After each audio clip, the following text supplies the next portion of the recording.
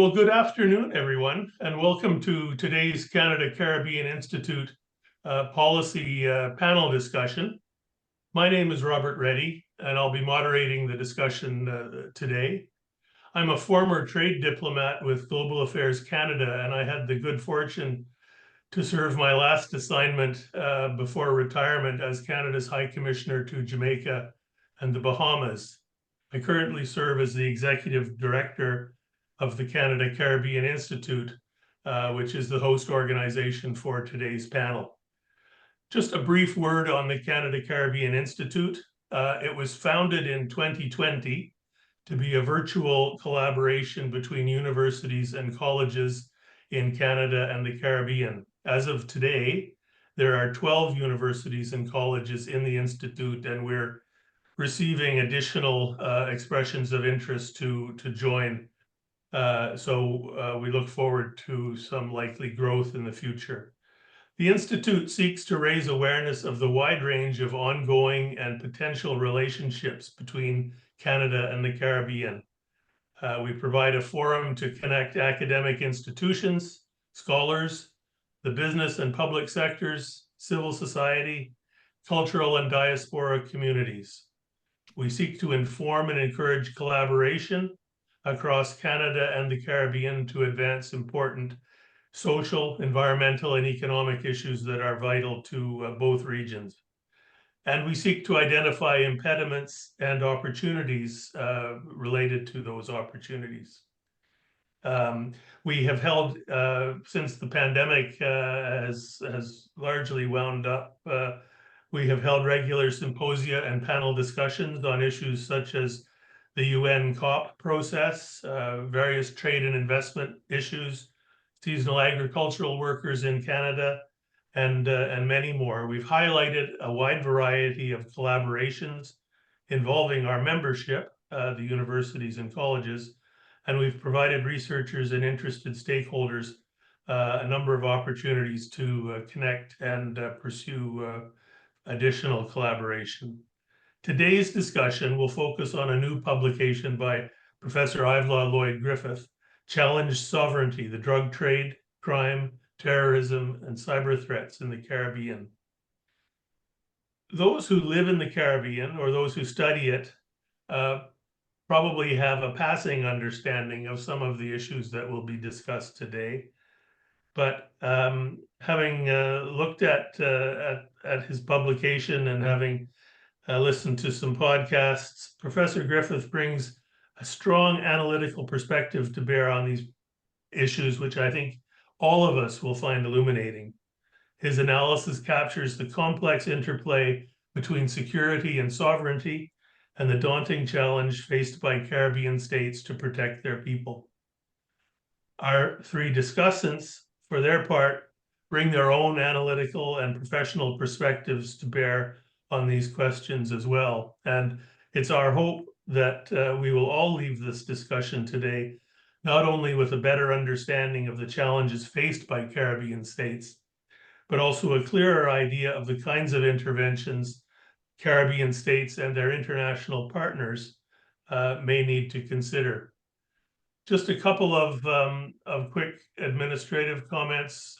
You would have heard at the beginning, the panel is being recorded and will be posted on the Institute website in due course. You are encouraged to submit questions via the Q&A feature on the Zoom platform, and we will have time to answer some of those at the end of the discussants period. I will introduce each of the speakers before giving them the floor. And in order to get us started, I would like to introduce to everyone Professor Ivelaw Lloyd Griffith. Professor Griffith is a senior associate with the Center for Strategic and International Studies, and he's also a fellow with the Caribbean Policy Consortium and with Global Americans. He has published widely on Caribbean affairs, including 10 scholarly books, the last of which, Challenge Sovereignty and Oil and Climate Change in the Guyana-Suriname Petro Power Basin, were published earlier this year. And just to prove he's a Renaissance man, his first novel, Sylvie's Love and Loss was also recently released. Dr. Griffith is the recipient of the 2015 Dr. William J. Perry Award for Excellence in Security and Defense Education, named in honor of former U.S. Defense Secretary. As well, in 2017, he was awarded the Cacique Crown of Honor, Guyana's third highest national honor for excellence in international scholarship and transformational education leadership. Professor Griffith has served as Vice Chancellor of the University of Guyana, President of Fort Valley State University in Georgia, Provost of universities in Virginia and New York, and as a Dean at Florida International University in Miami. He has testified before the U.S. Congress, served as a consultant to several U.S. and international organizations, and has been a visiting scholar at military institutes in Canada, Germany, and the United States. A former president of the Caribbean Studies Association, he and his wife of 4 decades have 2 adult children and 1 granddaughter. So with that, I would introduce to you Professor Ivelaw Lloyd Griffith and turn it over to him for his remarks. Thanks very much. Thank you very much, Robert. And let me get my presentation going.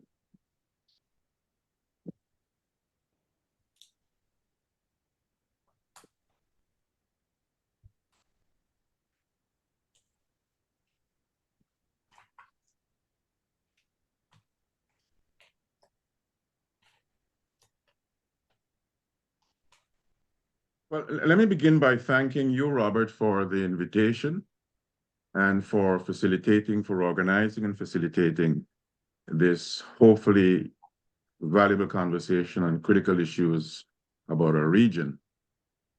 I'd like also to thank Andy Knight, established distinguished scholar, longtime friend, Professor Sue Houghton, also established leader in Caribbean security issues in Jamaica, a friend from way back when, High Commissioner Sherry Tross, who is now back in the Washington, D.C. area. My appreciation as well to all who took the trouble and the time to register and to participate. And I look forward to the conversation. Hopefully there will be valuable conversational elements bringing from the questions and comments people pose. It was wonderful to hear, Robert, you explain what the Institute is, and I want to extend my kudos to you and to wish you all continued success in the Institute's endeavors. I don't know who are part of the conversation by way of attendees, but I'm sure there are a number of Caribbean security practitioners, and my commendation and kudos to them, and best wishes for their continued good work. I think a natural question for anyone who has written a book is the question of, well, what's the origin of the book? What's the backstory? So let me spend one quick minute, one Caribbean minute, which is about 3 regular minutes, telling you about the backstory of this book. I've got a very good friend who happened to be the daughter of the late Prime Minister of Trinidad and Tobago, Eric Williams.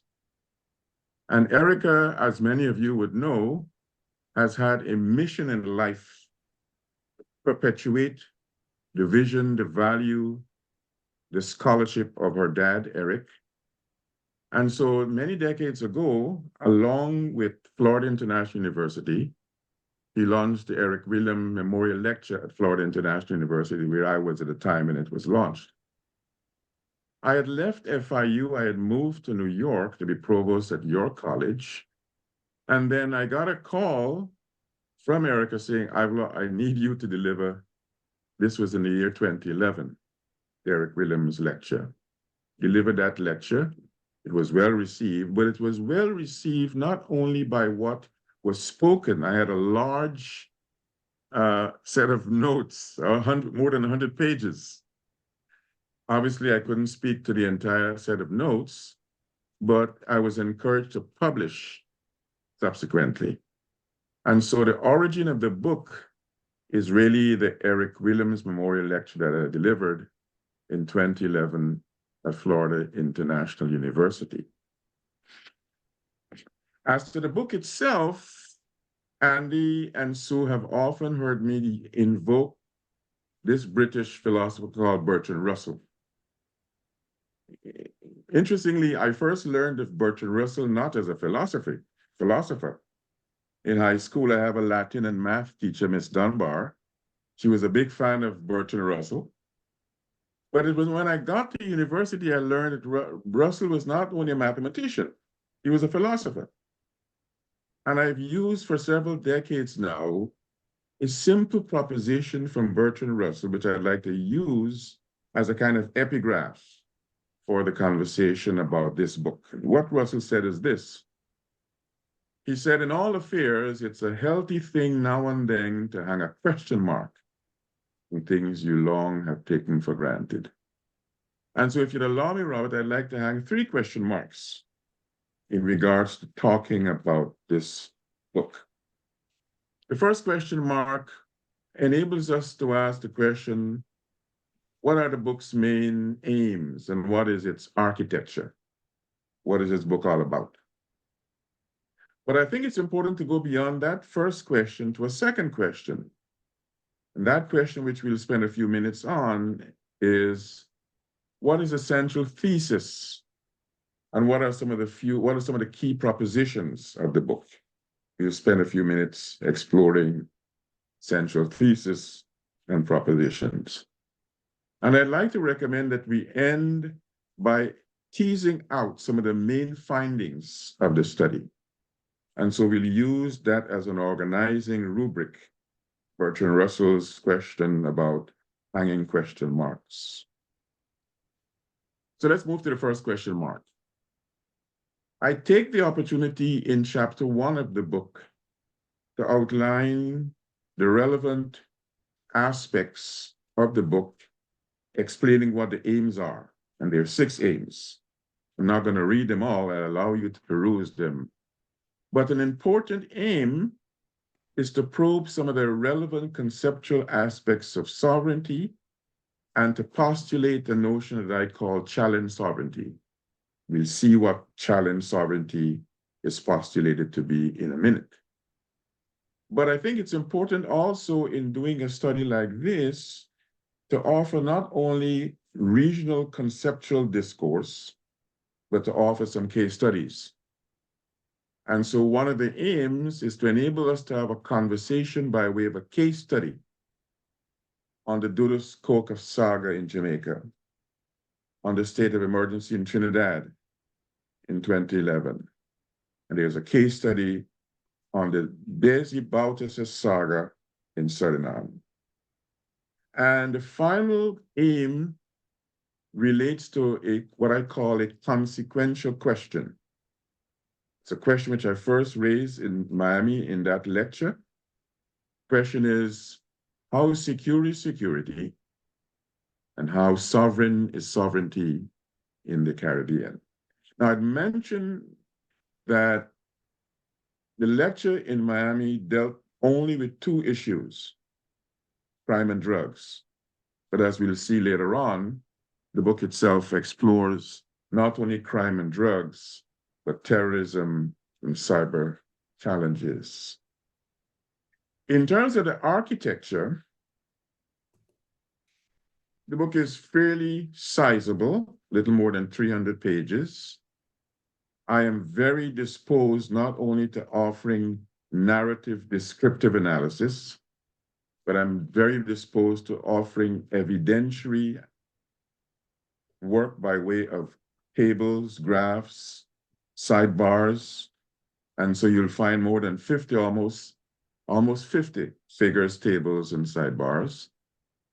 The book itself is organized into 4 sections. You'll see the sections as listed there. And as I noted, it's a combination of region analyses and case studies in Jamaica, Suriname, and Trinidad and Tobago. But as I did with a book in 1997 called Drugs and Security, I thought sometimes it's good to have an appendix. And in this book, you'll find an appendix, the 1983 extradition treaty between Jamaica and the United States. That extradition treaty was critical to the case of the extradition request and the saga resulting from that request in regard to the Don called Christopher Dudas Cope. So that in a nutshell is what the architecture of the book is all about. And you can read it in a couple of days. I'm sure Sherry whipped it out in 2 hours. What about the second question? What is the central thesis? In my view, every credible scholarly work has to make a proposition, has to offer a central thesis. And while the book itself examines the manifestation of drugs and crime and terrorism and cyber threats as problems without passports in the Caribbean and the way in which these problems without passports undermine the authority of Caribbean states,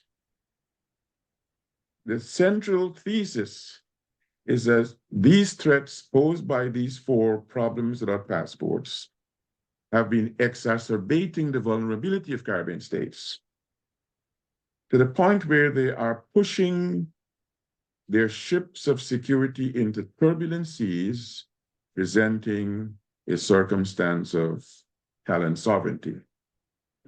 And so the question is begged, what exactly is challenged sovereignty?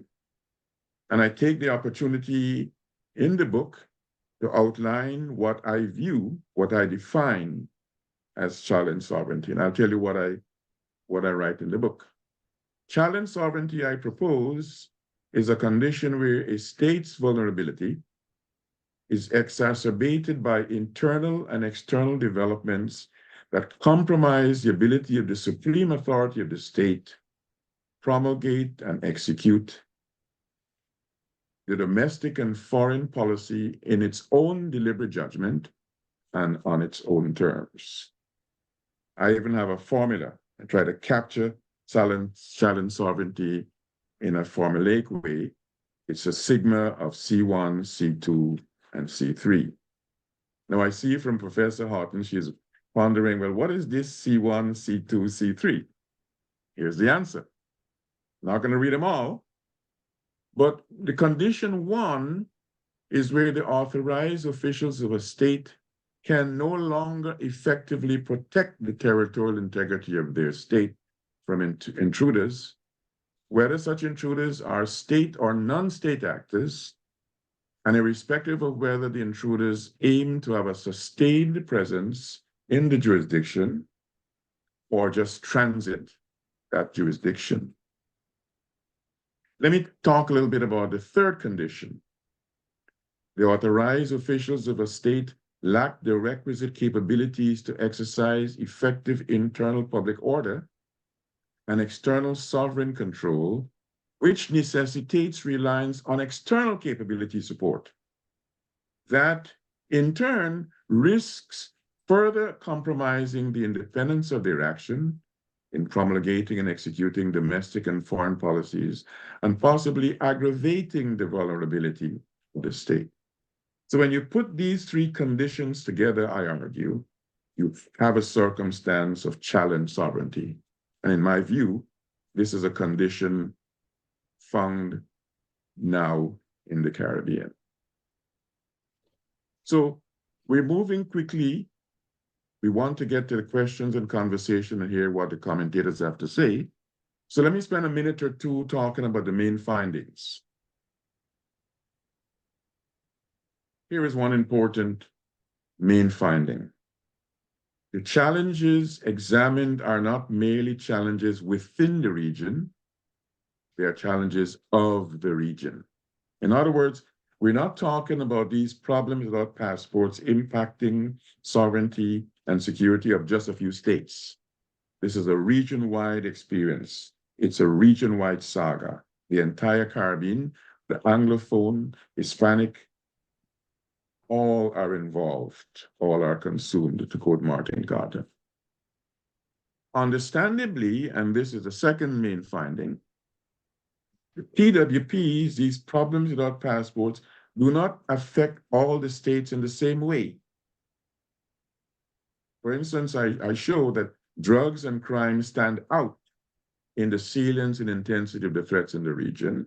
And so there's variation of the extent to which issues, these PWPs, are impacting the Caribbean.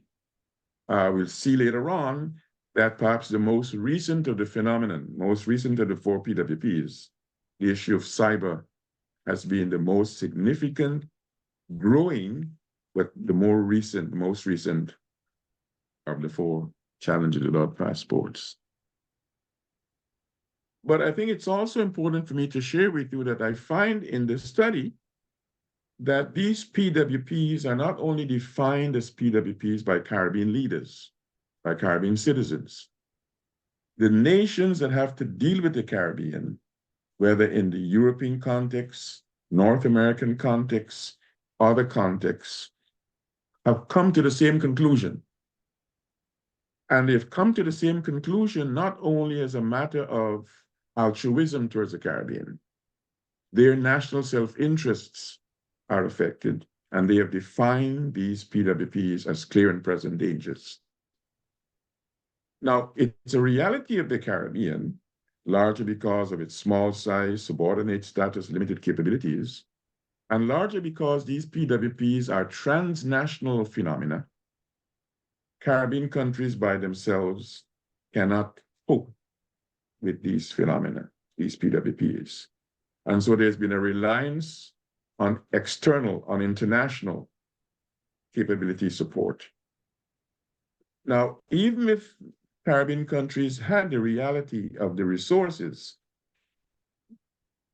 by virtue of the fact that these are transnational realities, it takes more than Caribbean states to deal with them. I think it's realistic to say that it is not feasible to have any study on any subject between the years 2019 and 2024 without looking to see what's the impact of COVID on the area. And you'll find when you have a chance to read the book that I spend some time explaining what COVID has meant for these PWPs, what it has meant for managing the sovereignty, managing the security realities of the region. Take, for example, the necessity to employ more telework, telemedicine, more distance learning, created scope, an increased scope for cyber invasion, cyber attacks. And so not to be underestimated is the impact of COVID on the security space, the relative inability of Caribbean countries by themselves to deal with the realities of COVID and the implications and impact on the Caribbean of the COVID pandemic. Of course, there's a whole chapter looking at the issue of drugs. And I begin that chapter, I use the epigraph of that, for that chapter, some of the lyrics from Peter Tosh, his famous anthem, an anthem advocating the legalization of marijuana, anthem called Legalize It. And I want to offer an invitation to people who are participant in this webinar. If you were to read lyrics of Peter Tosh's Legalize It, you'll see that part of his advocacy for legalizing marijuana is because, as he rightly says, they are valuable elements, they're valuable aspects, valuable things that individuals in society can get, do get from marijuana. It's good for the flu, he says. It's good for asthma. It's good for tuberculosis, even good for Humara composis. Ambassador Sherry Tross is wondering, what is this Humara composis? I'm not going to tell you unless you read the book. You're going to get an idea when you buy the book and read it. But here is what is fascinating about Peter Tosh and that chapter on drugs. The advocacy that Peter Tosh and Bob Marley and others were making in the 1960s and 70s. This song was published in 1975. That advocacy has borne fruit. The United States is a nation where 48 of the states and the District of Columbia legalized for recreational and medicinal purposes marijuana. Peter Tosh would have been so happy had he been alive today. But I make the argument in the book that the business of the drugs phenomenon is not only a business of marijuana cultivation and trafficking. You've got the reality that, yes, sometimes the media portrayal of the Caribbean's involvement in the drugs phenomenon is highlighting the trafficking aspect. But the drugs phenomenon involves the production of some substances that are deemed illegal, the trafficking of some of them, the laundering of the proceeds that come from their production and sale. But Caribbean people are also in the business of using marijuana. I gave an example of the interesting dynamics given the legalization in certain parts of the United States. To the point where now, in regards to the trafficking of marijuana, it used to be that the norm was drugs, marijuana coming either from South America through the Caribbean or from the Caribbean to the United States. There has now been, ever since 2021, a movement, a trafficking of United States produced marijuana to the Caribbean. And I gave the case discovered in Jamaica, person from New York, trying to tout the value of the American product, taking some of that product to Jamaica to boast to her friends there that American ganja is better than Jamaican ganja. So there's a fascinating chapter that looks not only at the marijuana production and the trafficking elements, but looks at the reforms undertaken in the Caribbean, not only driven by the Marijuana Reform Commission established by CARICOM, headed by now Vice Chancellor, Principal at University of the West Indies, St. Augustine. She was at the time Dean of the Law School in St. Augustine. But it is a wonderful way to see in which there's a kind of an attenuation of an element of the marijuana part of the drugs challenge, given the reforms undertaken ever since that Marijuana Reform Commission. And I take the opportunity in the book to show what individual countries have done, St. Kitts, Barbados, Jamaica, not only in the context of the Marijuana Reform Commission, but individually recognizing the value of adapting the approach, varying the approach, not making a wholesale proscription against marijuana, embracing many elements of it. Sad reality is that the challenge of drugs is not the only clear and present danger. Crime is a significant challenge.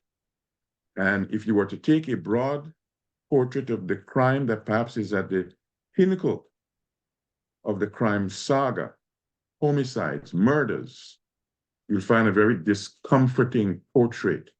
And I capture here in one figure, figure 4.1, the comparative reality of parts of Latin America and the Caribbean, where Jamaica in 2021 had a dubious distinction of having a homicide per capita crime murder rate higher than Venezuela. And it's no consolation for Trinidad and Tobago to say that Jamaica was at the top. It's no consolation for Haiti to say that Guyana capita crime was higher in that year.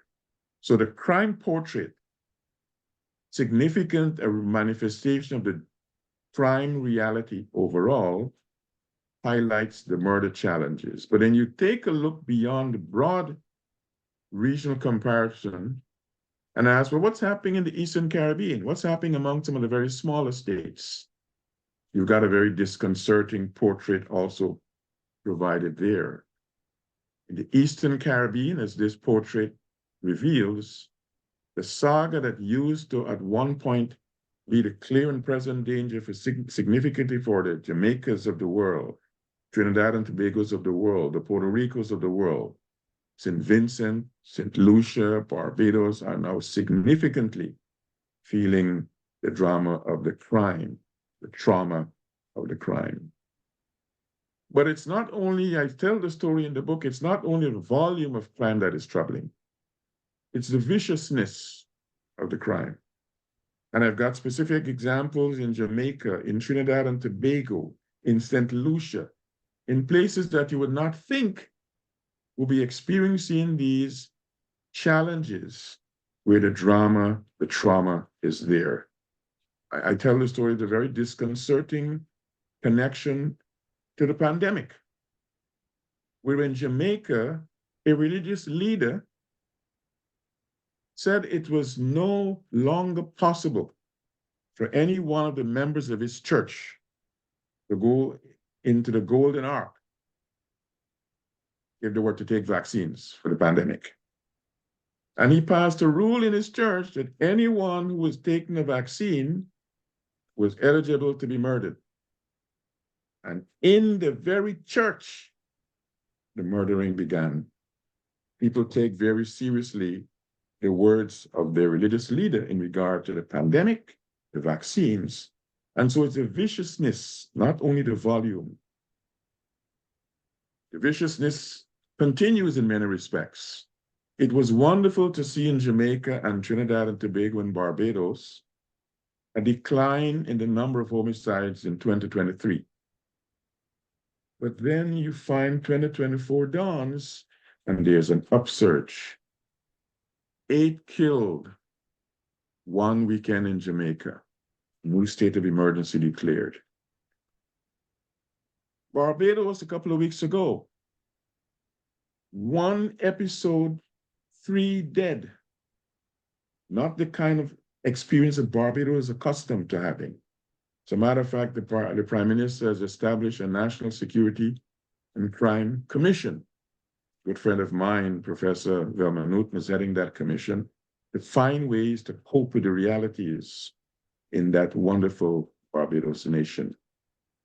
And the combination of the drugs, the crime, the gangs, and the guns, that combination has led to the necessity for many nations, particularly Jamaica and Trinidad and Tobago, to introduce states of emergency. And I want to share with you just a couple of sentences from the Prime Minister of Jamaica when he talked about the severity of the criminality. Every Jamaican would have recognized the nature and frequency of the violence has evolved to a level of barbarity and a level of savagery. It is almost a competition for cruelty, the Prime Minister said, the worst of the worst. It appears to be designed and properly calculated to drive fear into the citizenry of the country and panic in communities. Unfortunately, ladies and gentlemen, Jamaica is not the only society in the region where this experience is part of the reality portrait. But when you take the portrait, the package of drugs and crime and guns and gangs, you have evidence of what was captured in 1 month.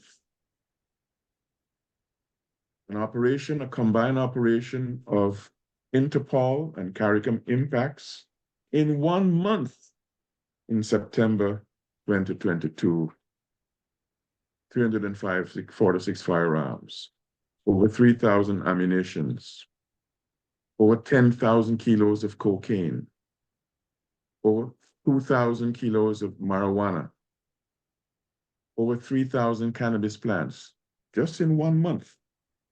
Matter of fact, it was not the entire month, it was a couple of weeks in September. So the drama is clear.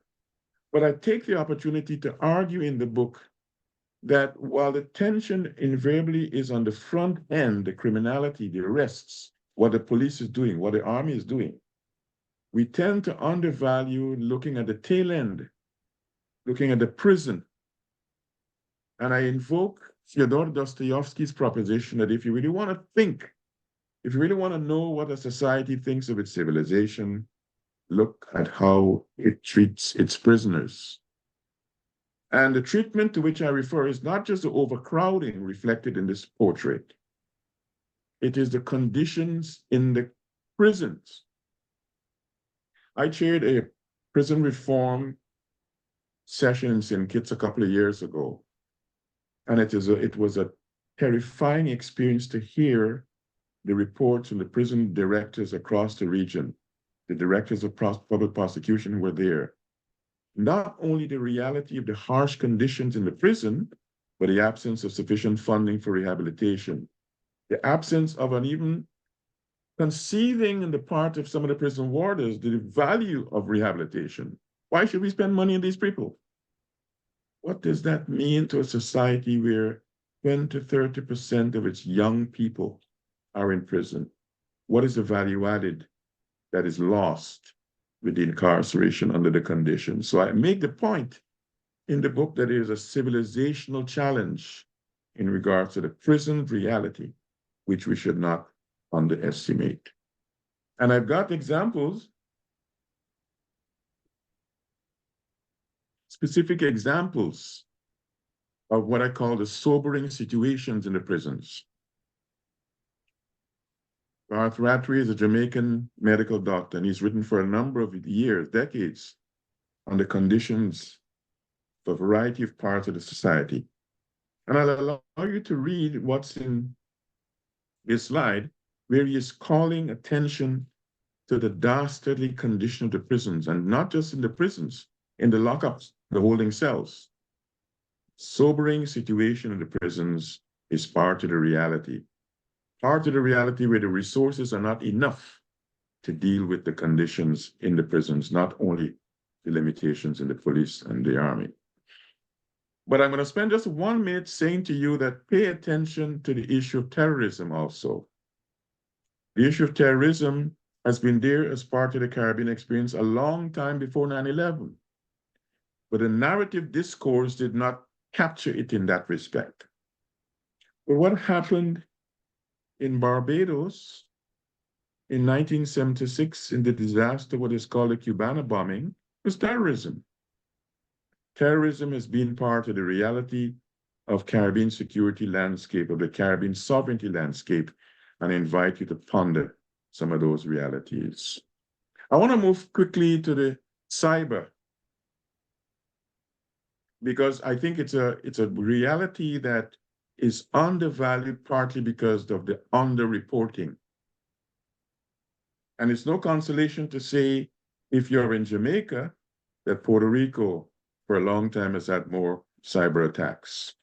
It's no consolation if you're in St. Vincent and the Grenadines, which has, as you'll see in the book, suffered some cyber attacks, not only the private sector, but on the government itself. I want to leave with you something that Minister Darrell Vaz, Minister of Science and Technology of Jamaica, calling to mind the reality of what the cyber threat means. We live in an era where we're not only protecting geographic boundaries, but virtual borders as well. Cybersecurity is both collective and individual responsibility. In an age where technology is evolving at an unprecedented pace, we all need all hands on deck. And the reality is that this cyber threat in its economic aspect is not diminishing. It's increasing, it's getting worse. This slide reminds us in that respect. So let's move to the end. Let's create space to hear from Professor Knight and Professor Houghton and Ambassador Tross. And I asked what I consider a consequential question. How secure is security in the region? And my simple answer, it's not very. I asked the corollary question, how sovereign is sovereignty in the region? And I respond, it never really was. And this is obvious now that the sovereignty ship is churning in Category 4 hurricane seas. But before I turn it back over to Robert, I want to leave you some words of wisdom that are in the book. I invoke Jose Marti, his 1891 article, where he said, "If vital ideas set ablaze before the world at the right moment can, like the mystic banner of the Last Judgment, stop a fleet of battleships." Here's the more important part of Jose Marti's proposition. We can no longer be a nation of fluttering leaves, spreading our lives in the air or treetop crowned in flowers, humming or creaking by the caprices of sunlight, or thrashed and fell by tempests. It is the hour of reckoning and of marching in unison, and we must move in lines as compact as the veins of the silver that lie at the roots of the Andes. But listen not only to the words of Jose Marti. Listen to the words of a distinguished icon of the region who only a few weeks ago passed to the great beyond, Sridhar Ramphal. CARICOM, the Commonwealth Secretariat, had set up a study group to examine security in Commonwealth states. And at the first meeting in 1985, then Secretary General Sridhar Ramphal said the following: "Sometimes it seems as if small states were like small boats pushed out into a turbulent sea, free in one sense to traverse it, but without oars or provisions, without compass or sail, free also to perish, or perhaps to be taken aboard a larger vessel." The question is, shall the Caribbean states be taken aboard a larger vessel? But you know, colleagues, when you read Challenge Sovereignty, you are likely to come out despairing. You're likely to come out with a certain sense of fatalism. And I thought, let me share some words of resistance and resilience and hope by a Caribbean poet, Claude McKay, Jamaican poet who was part of the engine of the Harlem Renaissance. Claude McKay wrote this poem in 1919, not about the Caribbean. He wrote it reflecting on the conditionality of Black folks in the United States. And as I recall and reread that poem, I thought it resonates with the reality of our time in the Caribbean.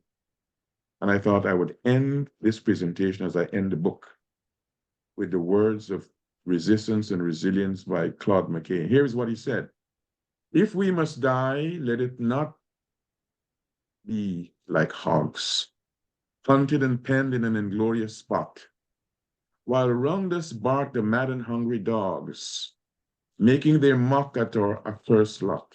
If we must die, oh, let us die nobly, so that our precious blood may not be shed in vain, that even the monsters we defy shall be constrained to honor us though dead. O kinsmen," said McKay, "we must meet the common foe. Though far outnumbered, let us show us brave, and for the 1,000 blows deal one death blow. What though before us lies the open grave? Like men we face the murderous, cowardly pack, pressed to the wall, dying, but fighting back. The Caribbean must fight back against the crime, against the drugs, against the cyber, against the terrorism." I'll stop there. Thanks so much for that quick, but very interesting tour of your publication. I'm going to turn without further comment to Professor Suzette Houghton. She will be our first discussant. Professor Houghton is a professor of security and international relations and head of the Department of Government at the University of West Indies, Mona campus. She lectures on international security issues and has published on drug trafficking and border security within the Western Hemisphere. And she is also a fellow with the Caribbean Policy Consortium. So, Professor Houghton, I would turn it over to you. Okay, thank you, Professor Ivelaw Griffith, author of Challenge Sovereignty. our moderator, Ambassador Reddy, other panelists, Professor Andy Knight and President Truss, members from the University of the West Indies, my students from GOVT 6180 and NSSS 6002, members from the University of Alberta, members from the Caribbean Policy Consortium, members from the Center for Strategic and International Studies, members from the diplomatic community, members from the security forces, other distinguished ladies and gentlemen on the webinar, good day. I have read Prof. Griffith's seminal work, Challenge Sovereignty, the Impact of Drugs, Crime, Terrorism, and Cyber Threats in the Caribbean 4 times. On the first reading, I was preparing for the Salice's UWI conference and was doing a review on the book. On the second reading, I decided to write a book review on this comprehensive work for the Social and Economic Studies Journal. On the third reading, I was updating my course outlines and seminar sheets to include this reading for my students at the University of the West Indies. The fourth reading was to prepare for this panel discussion. On each reading of this work, different themes have emerged based on the comprehensive nature of the piece, spanning 4 threats, security vulnerabilities and risks present in the Caribbean region. I will discuss how I experienced the text on my 4th reading. As I understand it, the core thesis is that Caribbean states, typically considered as sovereign states in the global arena, are undergoing transformations due to increased pressure from transnational non-state actors, some with considerable networks of power. The thesis is underpinned by 2 profound philosophical questions of how sovereign is sovereignty and how secure is security. These questions are fundamental to some critical themes identified in the work. First, concerns the primacy of Caribbean states in international relations and security studies. The book, in my view, deconstructs the Western contours of conventional security studies and international relations and challenges the Eurocentric dominance of the disciplines. In this work, Caribbean security, removed from the periphery, is placed at the center of the book's discussion. Second is the role of globalization in undermining security in the region. Throughout the work, globalization's effects underpin the permeability of borders and the fluidity and movement of threats. Prof. Griffith discussed this dynamic phenomenon with the phrase of problems without passports.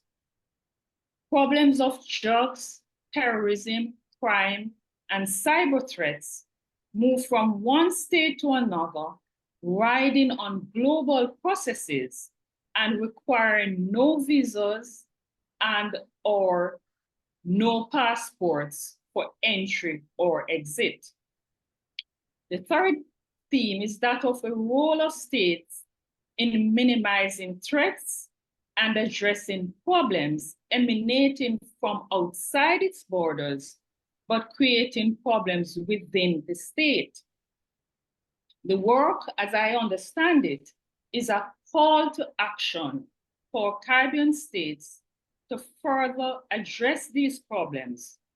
The work fundamentally rethinks the state as a security actor in terms of state power. Fourth is the relationship between sovereignty and security for Caribbean states. The assumption of a universal position of state sovereignty, that states are sovereign. This universal understanding of sovereignty is questioned by Prof. Griffith's work. The title of the book, Challenge Sovereignty, has brought into question the universal understanding of sovereignty given impending security threats of drugs, terrorism, crime, and cyber threats in the Caribbean region. Fifth is that of the contribution of women in international relations and security studies scholarship. The historical evolution of the disciplines places a contribution of women on the periphery. As I thought about the discipline's evolution through the lenses of the book, I reflected on the cross-cutting theme, the contribution of women to this scholarship, shaping its ideas and assisting with its finalization. As Prof. Griffith noted, that Erica Williams Connell, Carol Boyce Davis lit the fire with an invitation in 2011 for him to deliver the 13th memorial lecture. His wife, Francelle Griffith, suddenly in 2012 fanned the flame by asking, "So when are you going to write the next book?" The contributions of those women, I believe, were fundamental to lighting and fanning the flame of what has become this comprehensive scholarship on Caribbean security.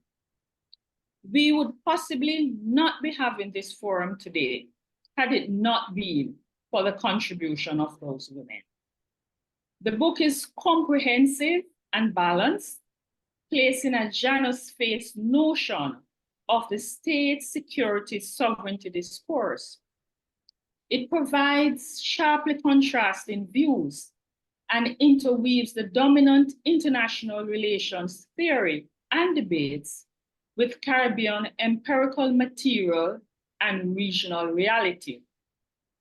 The work spans an accumulation of theoretical knowledge attentive and sensitive to Caribbean regional similarities and differences. It also engages with a wide global scholarship on the state, security, and sovereignty.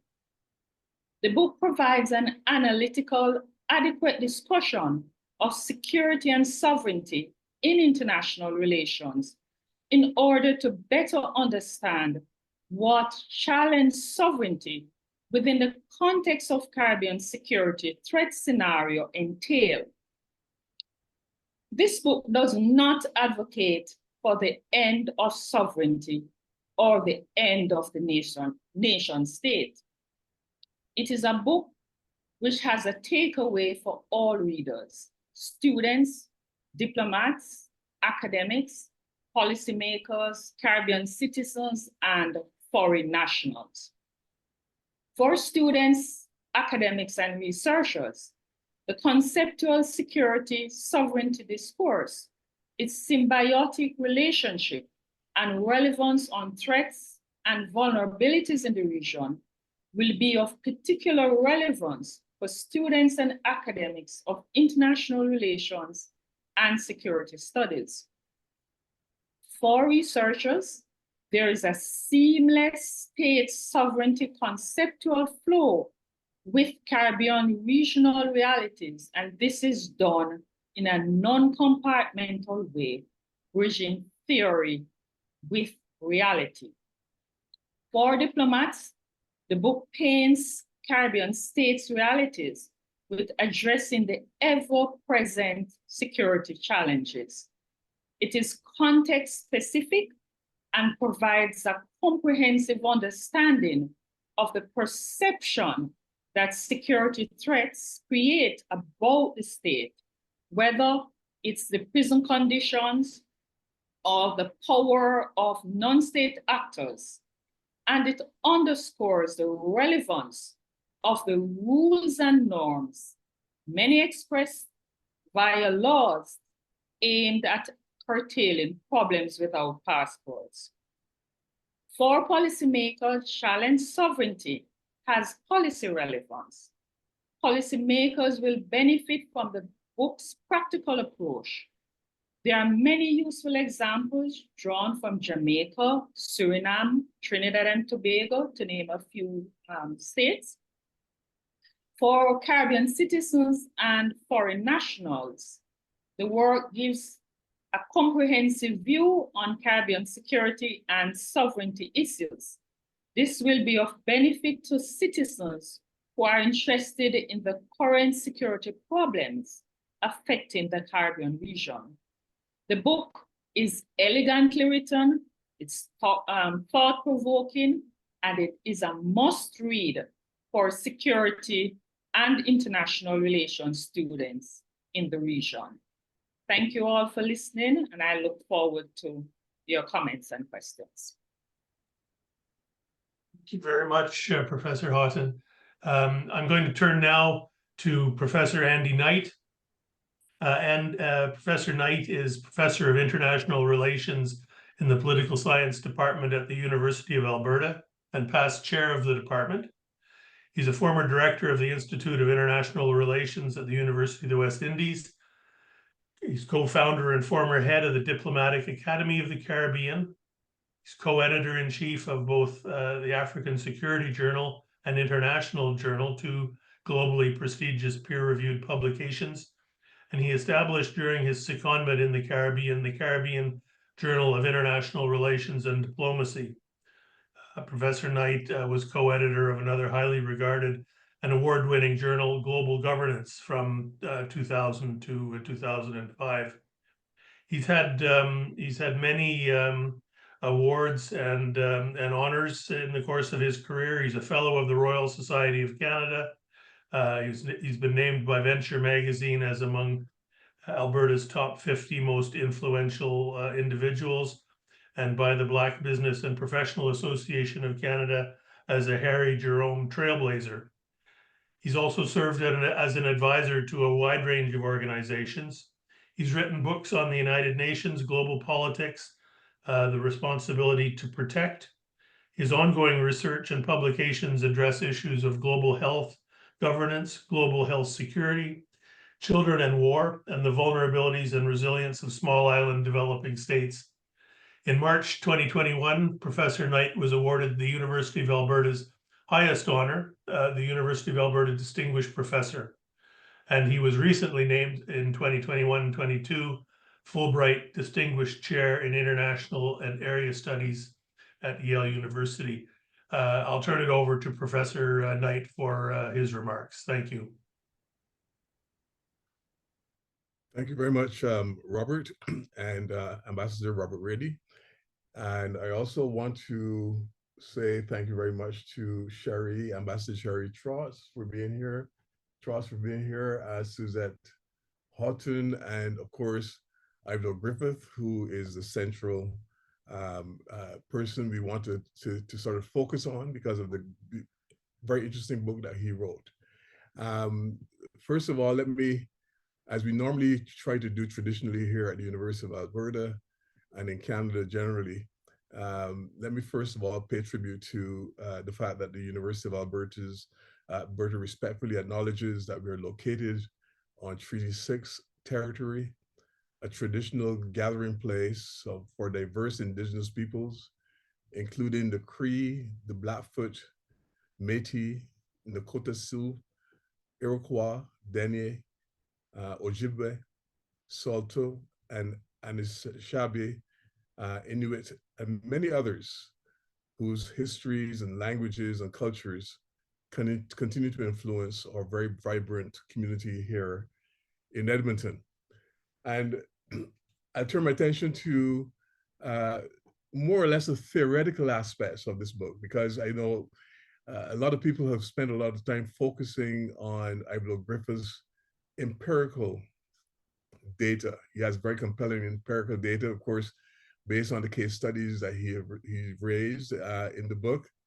But I want to spend time on the theoretical aspects of this book and the broader contextualization of the book, I think, for this period of time in which we live, which I call the interregnum, this period of great turbulence and flux, when international politics is going through a tremendous amount of changes and evolution, including the challenges to sovereignty, which of course is a very traditional Westphalian concept from 1648. The traditional notion of sovereignty is under challenge. And I think this book is essentially about that current challenge to the authority of the nation state and to the authority of sovereignty itself. First of all, I want to say that it is particularly relevant, this book is, for governments in small island states and small states, like those in the Caribbean, states that are struggling with the impact of drugs and crime and terrorism, cyber threats during this period of time, which we call the interregnum. And I think Professor Griffith said it better than I could in terms of the fact that this challenged sovereignty is more than just simply a challenge to a few states within the region. It has a regional conceptual dimension. And I think his case studies bear out the fact of the concatenated nature of what Suzette just called the problems without passports. Drugs, crime, cybercrime, terrorism, and so on. I think that's important to put that in context, because you will notice on the back cover of the book that I endorsed this book in the following manner. I said that Ivelaw Griffith's book was a masterpiece of description and critical analysis by a renowned security scholar from the Caribbean, originally, Ivelaw Griffith, who exposes the difficulties of governing in our complex, interdependent, interconnected, and multicentric world. Professor Griffith's analysis delves into what is like to say is the theoretical issues surrounding challenges to the realist view of international relations. And we know that the realist view has been dominant in our minds. We've almost taken for granted many of the basic assumptions of realism since the 1900s, 1940s, when international relations became a discipline in Aberystwyth, in Wales. And at the heart of this analysis, which Professor Griffiths does, is a challenge to the taken for granted nature of the view of sovereignty. Now, this is the traditional Westphalian understanding of sovereignty, of course, which has assumptions that it is something to do with absolute authority, territorial control, and state centrism, the state being the most important actor in international relations. And because the state is such an important actor, there's no other authority above the state to be able to keep states in line. And this view of sovereignty, of course, is also based on other elements such as indivisibility, the inalienability of these actors. And it purports that governments have supreme authority within their territorial borders and exclusive domain over their resources, over their people. Now, first of all, this traditional realist view of sovereignty is obviously oversimplistic. And I think the book really does a number on this view of sovereignty to show how oversimplistic it really is. It fails, for example, to account for globalization, right? This view of sovereignty. The traditional view of sovereignty fails to account properly for globalization. And in fact, it doesn't account for what we call deglobalization as well. It fails to account for the impact that non-state actors have on the activities of states, on the decision-making of states. It fails to account for the influence of transnational forces, what they call the intermestic nature of the current political environmental situation. Some people refer to this as globalization, where the global and the lines that used to separate the global and the local have become so blurred that we have to change our notion of governing during this period of time. And secondly, I think the idea, the traditional notion of sovereignty ignores power dynamics. That's quite clear in Ivelaw Griffith's book as well. It also ignores inequities in the global political system and the longue durée historical context, which I think is very important. If we really want to understand what's going on today, we have to look back at a longer durée historical context rather than simply the current events of what we're living through. Third, it neglects indigenous, feminist, post-colonial perspectives due to the fact that this notion, the traditional notion of sovereignty, is very Eurocentric. It really doesn't take in consideration the views and perspectives of people from Africa. It just came out of a conference organized by the Pan-African Heritage Museum in Ghana. And it was wonderful to be able to reflect on the ways in which the thinking of people on the African continent, plus the diaspora, the African diaspora, have created a kind of a Pan-Africanist view of the world that's really challenging the Eurocentrism of the globe. And I think while it's not done this way in Professor Ivelaw Griffith's book, I think his book could actually fall into that same category of challenging that Eurocentrism that we've come to acknowledge or agree that is somehow the way to understand the world. We challenge that notion. Now, these challenges to the traditional Westphalian notion of sovereignty are brought to the fore in Ivelaw Griffith's book and demonstrates through his empirical data, how sovereignty in small states, in particular those in the Caribbean, is often strained due to both external and internal pressures. I think the case studies that he have brought to bear on this topic are very important as well, because each case study, I think, from transnational organized crime, cybersecurity threats, global terrorism, the impact of non-state actors, e-governance and e-governance initiatives, all these things should open up our eyes to the fiction of sovereignty, especially during this period that we're living in. This, I call it the interregnum because we're moving from one world order to something else. We're not quite sure where we're headed, but we do know that we're living through this turbulent period of flux and uncertainty where the traditional notions that we've come to accept as givens are now under threat and are being criticized by many people in different walks of life. Because my time is limited today, let me just touch on some of the key points I think that Ivelaw has raised in making this wonderful book, which I like Professor Houghton. I also want to recommend to all my students because I think it's important for them to read a book that's so rich in empirical data that supports the notion of this challenge to sovereignty, which I think sometimes we take for granted as being the normal way of understanding how states interact with one another. So the first thing I want to point out from those key points, which I jotted down here today, is that states are not the only actors on the world's political stage. While states are still important actors, they have to compete for attention with non-state actors. And today in my class, when I was teaching international relations this morning, I told my students it's like being in the theater on stage, where there are many different actors vying for attention. But sometimes the spotlight is placed on one actor over another. The most important actor for that particular scene is, you see the spotlight being shed on that actor.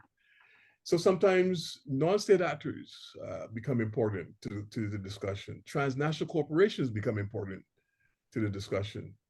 Non-governmental organizations become important to the discussion. Terrorist organizations, you cannot ignore their importance to what's going on in the world today. I know cyber actors is also considered, they're also considered important. And all of these undermine the basic assumptions about state sovereignty.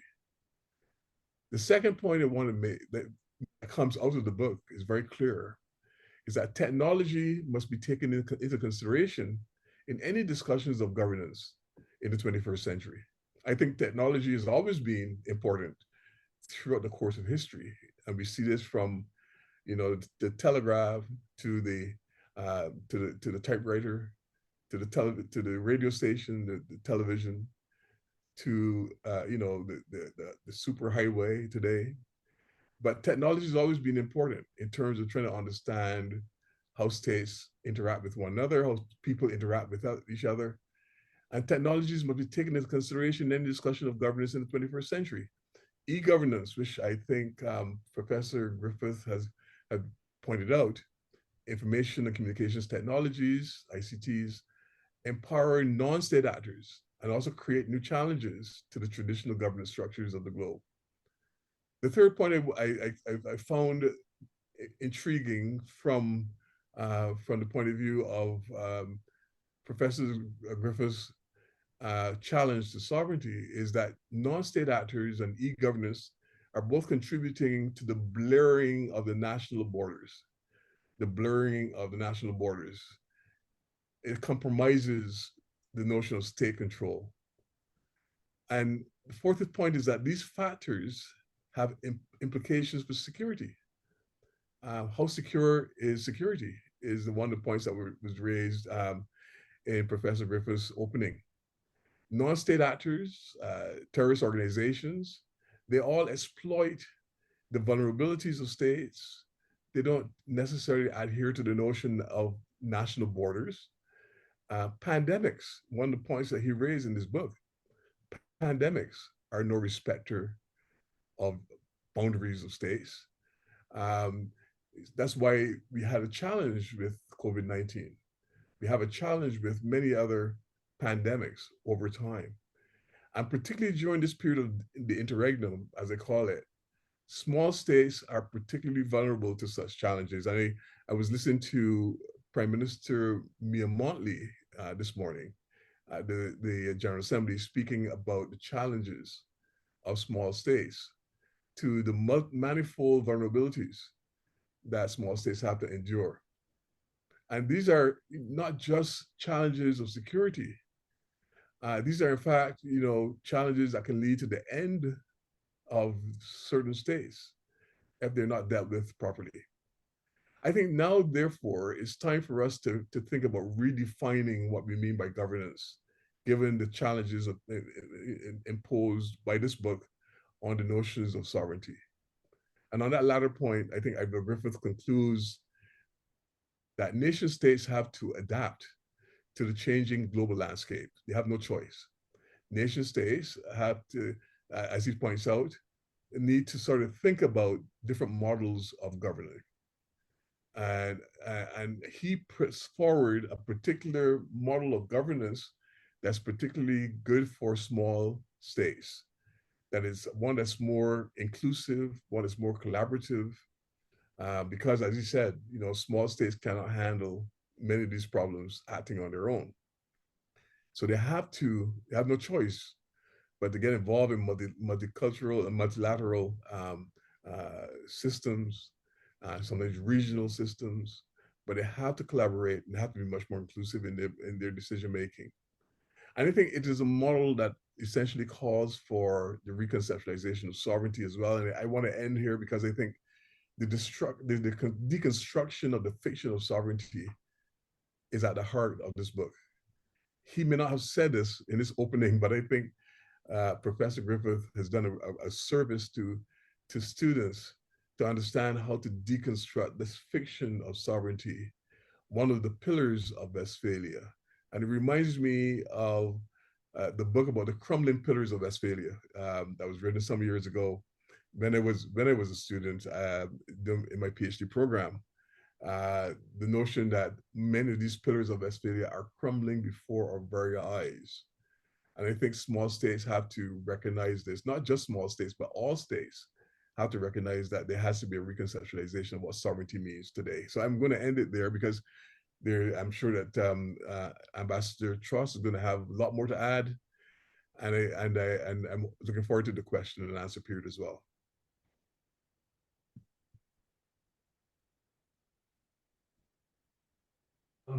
Thanks very much, Andy. We are coming up to our at least advertised end time, but I think we can roll it over a little bit to make sure we get some questions back and forth. So without further ado, I'm going to introduce Ambassador Sherry Truss. Aside from being a former colleague here in Ottawa, when I had the good fortune to work with her, she's a former High Commissioner to St. Kitts and Nevis to Canada and a former ambassador to Mexico and Panama.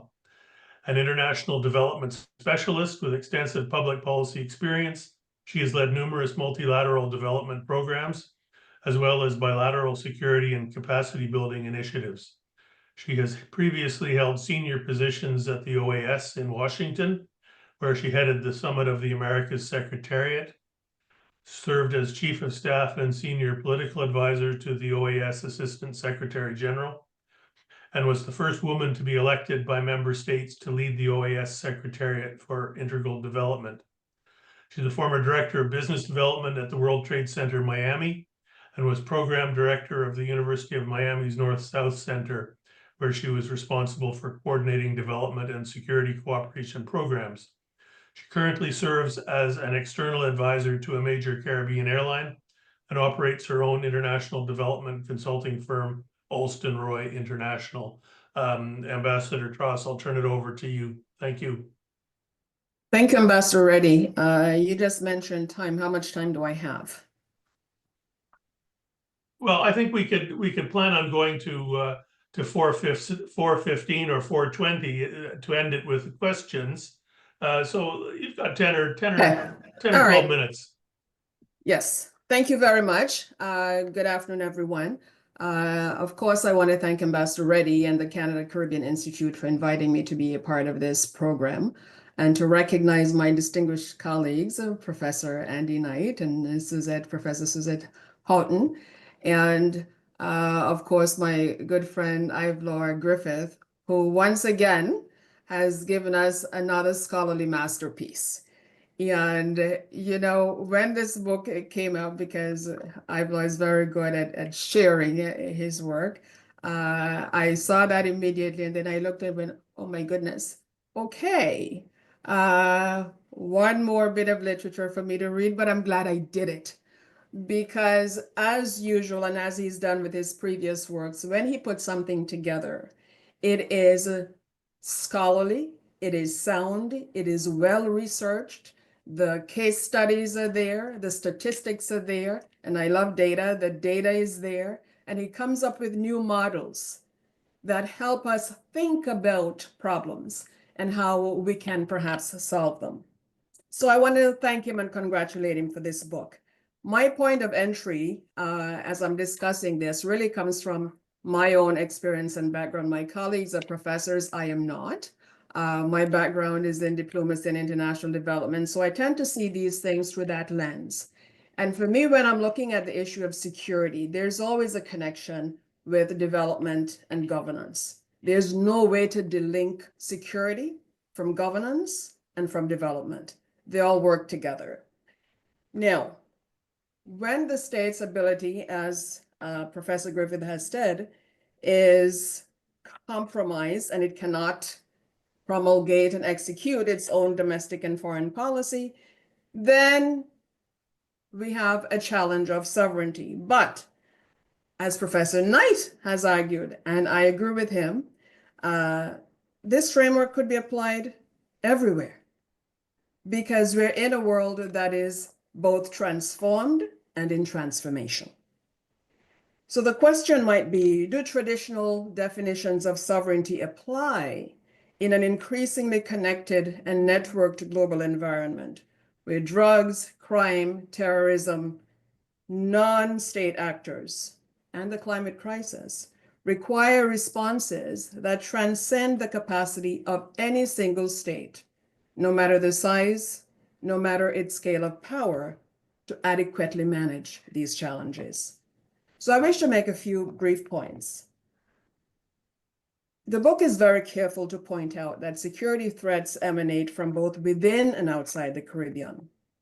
Drugs, crime, money laundering, and weapons trafficking constitute a complex web of distinct yet interconnected challenges. And each one of these puts pressure on the state. Each one of these puts pressure on the state and requires attention, resources, and action. Already stressing small developing states that have limited resources. 2, these problems without passports, as Professor Griffith has called them, and I love the nomenclature, by the way, are impacting security, governance, and development in every country in the Caribbean, although not necessarily in the same ways or to the same levels. 3, and this is important, transnational crime is big business. It is business. These operations are well-resourced and they're scalable at a pace that governments of small countries on their own cannot match. 4, the trend line on crime and violence in the Caribbean, as we know, is disturbing. Recently, the UNODC put out its 2023 global study, and it notes that the Caribbean has experienced a dramatic increase in homicidal violence in recent years. Why? Largely because of intense competition between gangs over drug markets. That's a concern. Professor Griffith also references well-known case studies in Jamaica, Trinidad and Tobago, Suriname, and elsewhere, which demonstrate how these so-called problems without passports have profound economic and social impacts and compromise the role of the state. And he has created this excellent 6 manifestation model. I love it. So when those of you on this call buy the book, and you have to buy the book to see it, you will understand what I mean. The scale and magnitude of these manifestations, whether it's institutionalized corruption, illegal trafficking in firearms, climate affair insecurity, and so on, they're usually grasped by the public when there is a dramatic big bust, a multi-million-dollar drug bust, forfeitures associated with money laundering. But for the person on the street, sometimes these breaking news items, they seem far away. But here's the thing. The problems without passports have another major characteristic, and that is the insidious capacity to infiltrate and affect every aspect of society, whether this be institutional, social, cultural, economic, demographic, or other. Some of these impacts are evident, others less so, but all come with cost, right?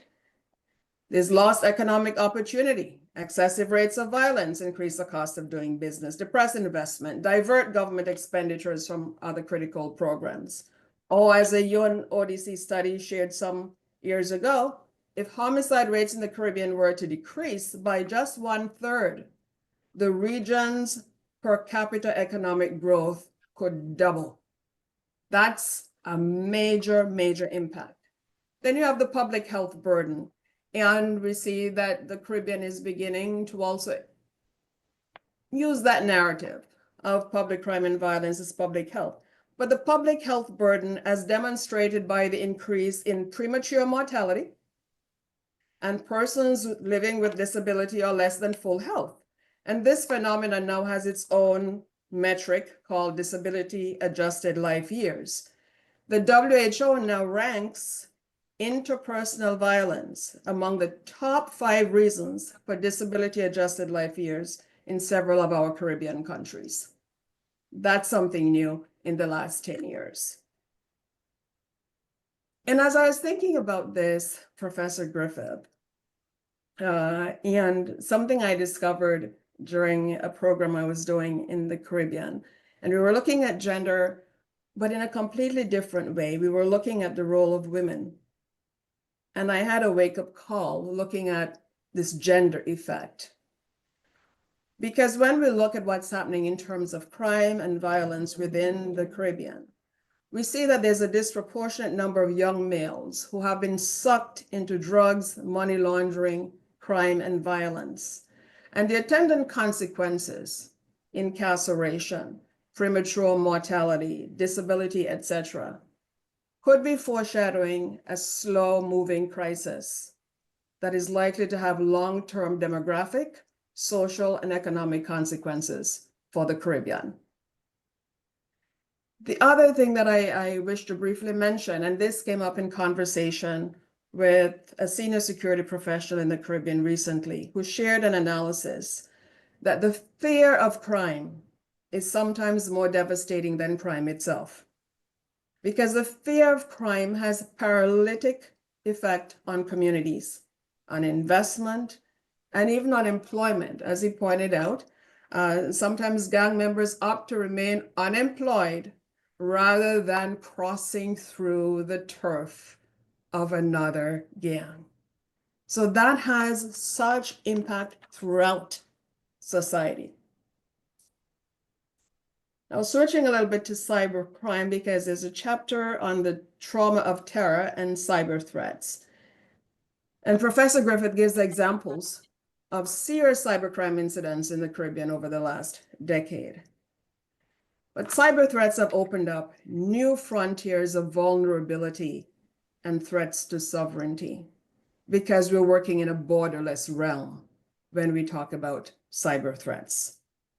The ubiquity and sophistication of cybercrime, the harm it can cause, and the cost of combating it present grave challenges for even the most well-resourced countries. So in this era where illicit activity of all kinds can be transnational in origin, execution, and impact, it is reasonable to ponder the question posed by Professor Griffith: how sovereign is sovereignty, and how secure is security? And what can small states do to bolster good governance and deliver for their citizens in the face of a threatscape that is both complex and constantly changing? And as a diplomat and international development specialist, I look at challenges, and my first thought is, what solutions can we come up with? And what pathways are there to address the problems at hand? And so I shift to that now. In the book, Dr. Griffith refers to the collaboration imperative. I love that phraseology, the collaboration imperative.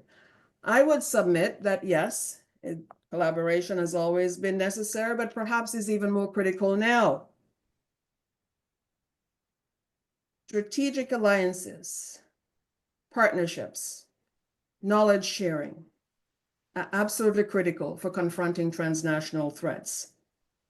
But so too is smart diplomacy. Sometimes diplomacy is overlooked, but very often it is the first line of defense. This is true for both powerful and less powerful countries. But for the Caribbean lacking military might and economic muscle, we must rely on legal frameworks, strategic partnerships in the international rules-based order as important guardrails to protect development and security needs. And when wielded with strategic intent and political support, I submit that smart diplomacy can be incredibly effective in securing support and brokering solutions. And countries in the Caribbean have done this in both the multilateral and bilateral space to redefine concepts, shift narratives, shape cooperation, and generate international support.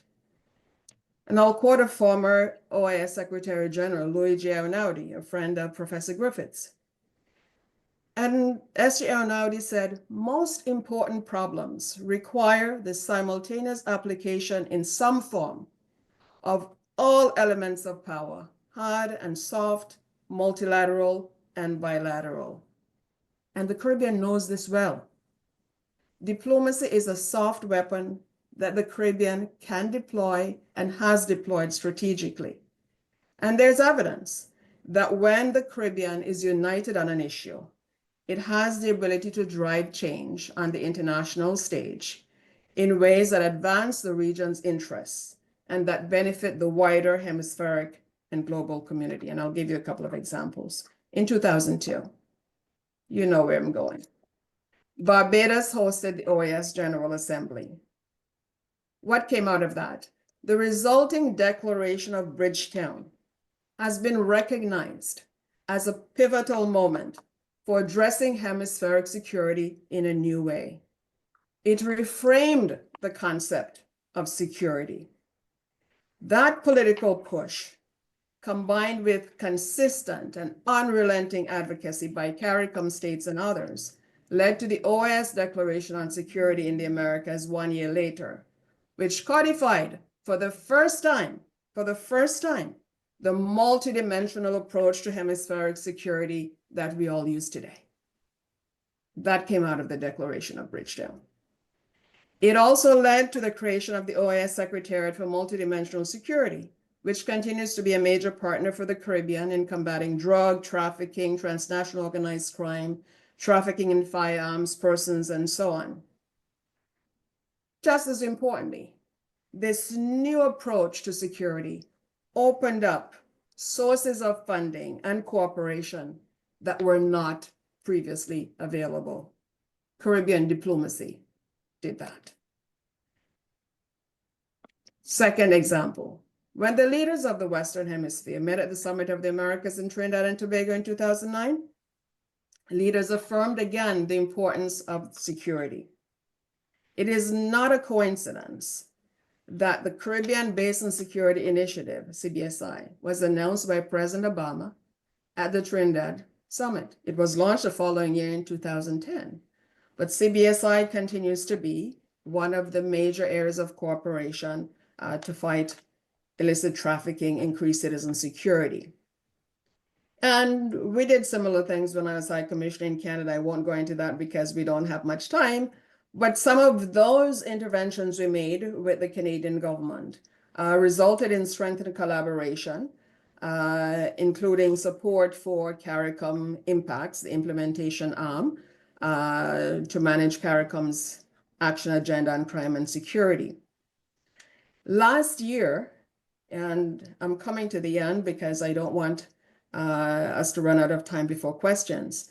Last year, when Trinidad and Tobago convened the regional symposium to address the public health aspect of crime and violence, it may have signaled an evolution in the way the Caribbean governments address this issue, bringing other tools to bear to complement law enforcement and security forces. And I raise this because recently the government of St. Kitts and Nevis launched a national consultation campaign against crime and violence, in which it says that, quote, addressing crime will no longer be a reactive measure taken only during spikes in violent incidents, but rather a sustained priority in national policy making, unquote. The campaign addresses the public health aspects of crime. It includes community stakeholders as partners in thinking about innovative and effective ways to address crime and violence. So there's work being done to try to shift the narrative, but really to address the issues head on, recognizing that multidimensional security threats require multidimensional answers. And it requires a multiplicity of stakeholders to make things happen. Professor Griffith ends the book on a note of optimism because it's really kind of depressing. You said it, Ivelaw. When you're reading the book, it's kind of, what? But you ended it on a note of optimism, which I love, because there are challenges and we have to be realistic that the challenges exist. We can't paper them over, they're there. But then where do we go from here? And so I'm going to follow your lead and try to wrap up on a note of optimism and say that though buffeted by challenges, the Caribbean is resilient. The region is very much open for business. The region is deploying smart diplomacy. It is expanding alliances in a world that is transformed and in transformation. Caribbean leaders are making their voices heard on the global stage and making change happen. The Caribbean's vulnerabilities may well have positioned the region to be a thought leader in crafting security strategies that are intersectional in nature and multidimensional in scope. Is sovereignty under siege? Yes. But the Caribbean is not without leverage, and we can work together to secure a future of opportunity, inclusion, sustainability, and peace. Thank you. Senator Truss, for those remarks. Listen, we don't have a lot of time left. There are a few comments and questions that I'd like to just put on the table and see if Ivelaw is in a position to respond to them. First, maybe just a couple of comments that have come in. I don't think they're necessarily questions, but one was to point out that there is probably an interesting case study in Guyana in terms of the Guyana as a major narco entrepot for drugs, as also as a country with reported links to Hamas and Hezbollah. So that was just, I know you've done some case studies, but one of our audience suggested there's maybe a case in Guyana that is worth exploring. Another comment is that there's also the example of El Salvador that's not too far away from the Caribbean as a country that has sought taken a particular tack to deal with some of these issues. I don't know that many would find it a positive example, but it's a comment that that was put on the table here. I guess a question that I have, and I think it's come in from the audience as well. It's, so what do we do about this? And you know, Sherry addressed this a little bit. Others have mentioned it. From the Canadian perspective, I was High Commissioner in Jamaica, where we funded and supported Jamaica on sort of hard policy and soft policy. We supported the Jamaican Defense Force in setting up a training establishment for their force, which has turned into a Caribbean regional training center. We've invested heavily in police technical assistance with the JCF. We have border security cooperation, of course. And then there's the softer side, justice reform programs that do social interventions in the community, at the community level, to try to get at some of the vulnerable youth, prison reform. And I guess if you're a Canadian diplomat or a Canadian bureaucrat at this stage looking at the Caribbean, is it a question of just doing more of all of that, or are there areas of emphasis that you would suggest are more worth pursuing as between the hard kind of security forces cooperation and assistance and the more socially focused softer programs, if I can put it that way?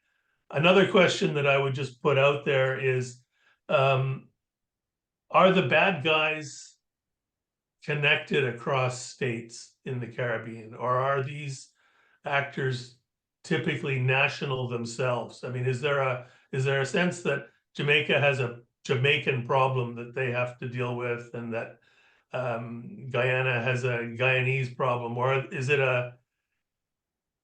what kind of a network of bad guys are we looking at, and does that have any suggestion as to how it can be addressed? There was another question that has come in, and then I'll stop and maybe give Ivelaw an opportunity to come back. I'll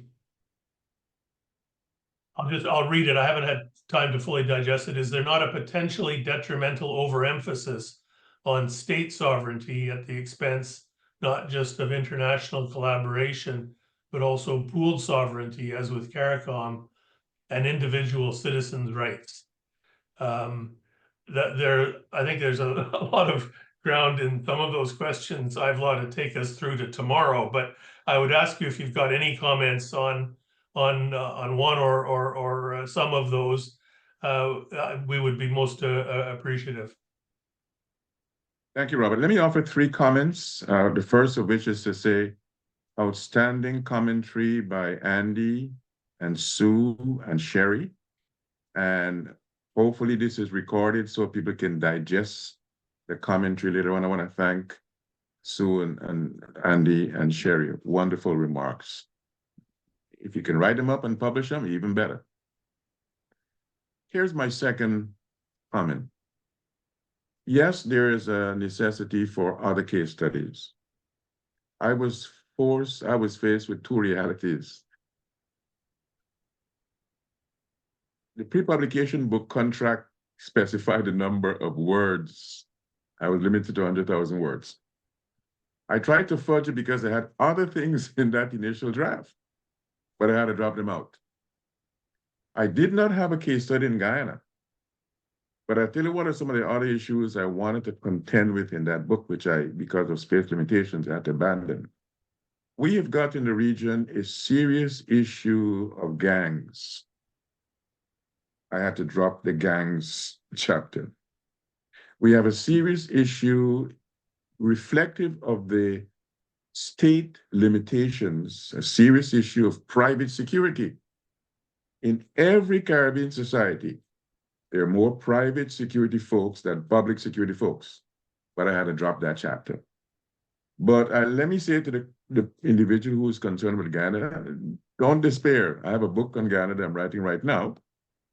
And although I don't deal with the security in that sense, I focus on a particular aspect, which for me is part of the existential threat for Guyana, environmental security. I'm writing about the issue of climate change and the impact in Guyana. And I look forward to that book being published by Ian Randall Publishers next year. Here's my third and final comment, given the space limitations. Of course, prioritization has got to be the reality, whether it's Canada, United States, other countries. Largely because each of those potential partners in this collaborative imperative, each of those partners has limitations. They've got pressures from their own domestic constituents who are saying, no, we've got problems here. Why are you spending money on these foreign folk? Matter of fact, you can see the pushback in the United States context. This MAGA phenomenon is partly a reflection of that, managing the reality, the duality of giving abroad versus taking care of home. But if I were to identify 2 things that Canada might want to pay attention to, and I recommended one of them to a colleague in the American context, cyber is a clear and present growing danger in the Caribbean. Canada would find value in enhancing the capability for Caribbean countries to deal with cyber. There is one particular aspect of cyber which is a reflection of the paucity of the legislative arena. Many of the businesses that face cyber threats do not report them because they've got their own concerns about the impact on their businesses. There is a need for Caribbean countries to have the legislative heft to mandate businesses to report, because the implications of non-reporting are not only for those businesses, they are there for the system as a whole. So I would say cyber is an arena for engagement set as a priority. And I would say that the prison reality compels the need for greater infusion of capability support. And I'm talking not only about the physical enhancement. I wrote a small article after I chaired that session, prison penal reform. And I outlined some of the physical challenges, prisons built in the 1700s, 1800s in the Caribbean. Many of them have not been expanded. And the pressing of human flesh, not only a challenge to the prisoners, but a challenge to the prison officers. There are many places where rehabilitation is a myth. Something has got to be done to enable those citizens in the prisons to feel that they are worthy for when they are released, they can view themselves as making a contribution to the society. But present conditions do not enable them to feel that there is value. And the skills provision is not there to enable them to have a practical way to contribute. So I would say cyber and prison reform would be two areas. But I want to thank everyone for joining us, and hopefully we'll have a opportunity for further contribution by people in writing. Thank you so much to all on the call. I'm afraid we're going to have to end it there. I know there are several questions that haven't been addressed. I will try to make a note of them and pass them on to Ivelaw and others. But I really appreciate not only the participation of Ivelaw and our panelists, but the patience of our audience. We've kept very high numbers through this call, which to me is an indication that people found it very interesting, and I'm glad we were able to put it on today. I think we are over time. I'm going to end it now, but once again, to Ivelaw, to Sherry, to Suzette, and to Andy, thank you so much, and to the audience, thanks for joining us, and we'll be in touch again about other Canada Caribbean Institute events, and I hope you'll participate in those as well. So thank you very much, everyone. Thank you, All the Robert. best. Thank you, Andy, Sue, Sherry.